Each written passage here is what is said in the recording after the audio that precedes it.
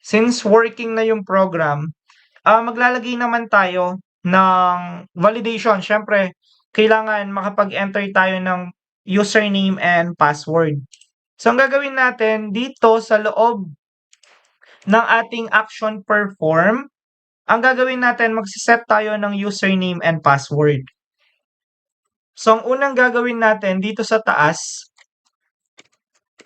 dito, ang gagawin natin, magsiset tayo ng data type na string and then username. Then, equal lang natin siya sa user field natin. So, kung naalala nyo pa si user field. And then, after nun, ang gagawin natin, dot get text. So, ano yung pinakatrabaho nito? Remember, meron tayong text field dito. Eto siya. Kinuha lang natin siya kasi dito nagka-type yung user natin. So, kung ano man yung tina-type niya, i-check natin later on. So, kinukuha natin yon using yung username natin. Now, another thing, let's say yung string password natin, equal naman natin siya sa new string. So, sa new string natin, ang gagawin natin, kukunin natin si pass field, and then, ang gagawin natin, dot get password. Kasi password yung field na to, kaya ang gagawin natin, get password siya.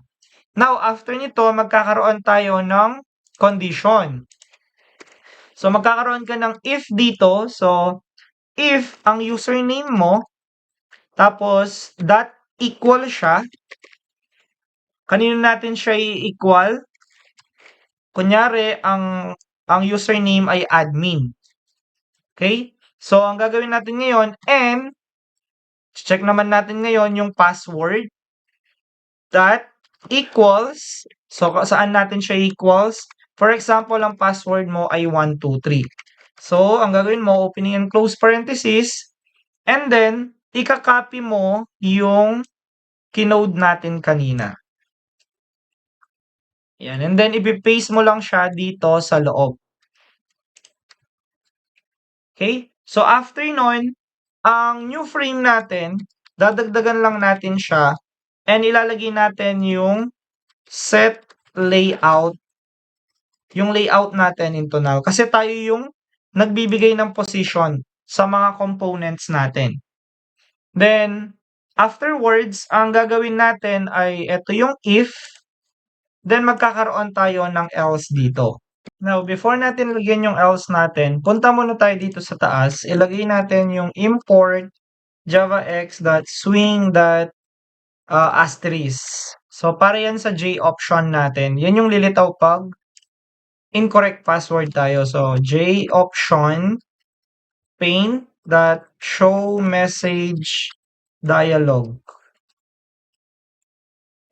Then, ilalagay natin dito una yung frame natin mismo. Then, sasabihin natin invalid username and password. Then, close natin siya with semicolon.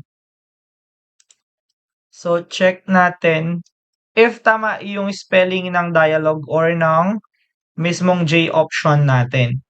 Show message. So, wrong spelling tayo dito. So, dialog. So, ayan siya. So, run natin yung program. Then, check muna natin if incorrect yung password natin and email. So, mapapansin nyo, invalid username and password yung ipapakita sa atin. Pero kapag tama siya, admin, then 1, 2, 3, 4, login, and then eto siya ngayon, login success. So, ang important dito guys, of course, is na under tayo ng add action listener. So, under niyan guys, meron tayong action perform. Remember, eto, tumitingin kung anong state ng button, kung nakiklik ba siya or hindi.